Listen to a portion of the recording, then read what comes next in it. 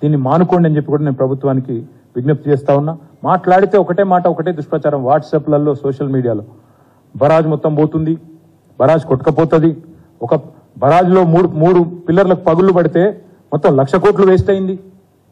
ఈ రకమైన చిల్లర ప్రచారం ఏదైతే ఉందో మానుకుంటే, ఈ పచ్చి అబద్ధాలు మానుకుంటే ప్రభుత్వానికే మంచిది. ఈ అబద్ధపు దుర్మార్గాలతో ఎక్కువ రోజులు నెట్కరాలేరన్న మాట కూడా నేను వారికి విజ్ఞప్తి చేస్తా ఉన్నా. కాకపోతే మాకైతే అనుమానం ఉంది, రేవంత్ రెడ్డి గారు ఆయన మాట్లాడుతున్న మాటలు, ఆయన చేస్తున్న ఆలోచనలు, ఆయన చేస్తున్న ప్రకటనలు చూస్తుంటే ఖచ్చితంగా ఒక కుట్రపూరితమైన ఆలోచనతోనే ప్రభుత్వం ఉన్నట్టుగా మేము అనుకుంటా ఉన్నాం. కాళేశ్వరం ప్రాజెక్టు మొత్తం కొట్టుకపోవాలి అంటే 3 బరాజులు కొట్టుకపోవాలి అనే ఆలోచన, అనే దుర్బుద్ధి, ఒక కుట్ర ప్రభుత్వమే చేస్తున్నట్టుగా నేనైతే భావిస్తా ఉన్నాను. 3 బరాజులు కొట్టుకపోవాలి, ఈ లోపల అవసరమైతే ఇప్పుడు దాన్ని రిపేర్ చేయకుండా అట్లే వదిలేసి వర్షాకాలంలో వరద వస్తే 3 కొట్టుకపోయి చూసినావా కేసీఆర్ కట్టినాయని కొట్టుకపోయినాయి అని చెప్పాలనే ఒక చిల్లర ఆలోచన కూడా కనబడతా ఉంది. ఎందుకంటే వాళ్ళే చెప్తున్నారు మరమ్మతులు చేయం, నీళ్లు నింపం అని చెప్పడం వెనుక కుట్ర కాకపోతే మరేందో తెలంగాణ రైతులు కూడా ఆలోచించాలి. ప్రజాధనంతో కట్టిన ఈ బరాజ్ మరి ఒక చోట 84 పిల్లర్లు ఉన్న దానిలో 3 చోట్ల 3 పిల్లర్లలో ప్రాబ్లం వస్తే మీరు రిపేర్ చేయించండి, అవకాశం ఉంది. ఇంజనీరింగ్ నిపుణులను పంపించండి, ఇబ్బంది ఉంటే ప్రజలకు చెప్పండి. కానీ సోషల్ మీడియాలో చిల్లర ప్రచారాలు చేయకండి. కేవలం మీ క్షుద్ర రాజకీయాల కోసం, మీ రాజకీయ లాభం కోసం మేడిగడ్డను బలి చేయాలి అనే ఆలోచన ఏదైతుందో దీన్ని మానుకోండి. రైతులకు నీళ్ళు ఎట్లిద్దామో ఆలోచించండి.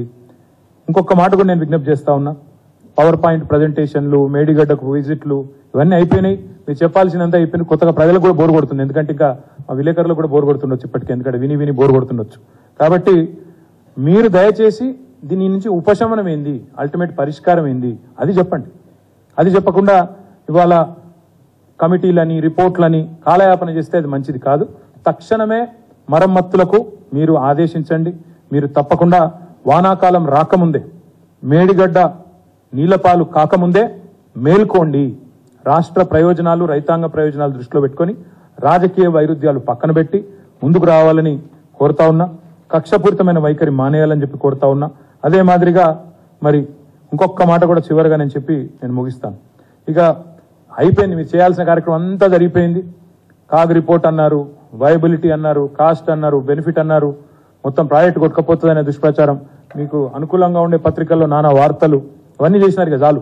మీరు చేయవలసింది ఇప్పుడు నిజంగా రైతుల మీద ప్రేమ ఉంటే, తెలంగాణ మీద ప్రేమ ఉంటే రిపేరు చేసి మేడిగడ్డ బరాజ్ను వెంటనే కనీసం ఒక పంపన్న ఆన్ చేసి నీళ్ళు ఎత్తిపోసి మరి రాబోయే రోజుల్లో పంటలు ఎండకుండా, మంచినీటికి సమస్య కాకుండా, హైదరాబాద్ కూడా డ్రింకింగ్ వాటర్కి సమస్య కాకుండా చేయాలని చెప్పి కూడా నేను విజ్ఞప్తి చేస్తూ, మళ్ళొక్కసారి మీ అందరికి కూడా నా విజ్ఞప్తి ఏమంటే, మరి 1 మార్చి నాడు దయచేసి మీడియాను కూడా నేను రిక్వెస్ట్ చేస్తా ఉన్నా, మీరు కూడా రండి.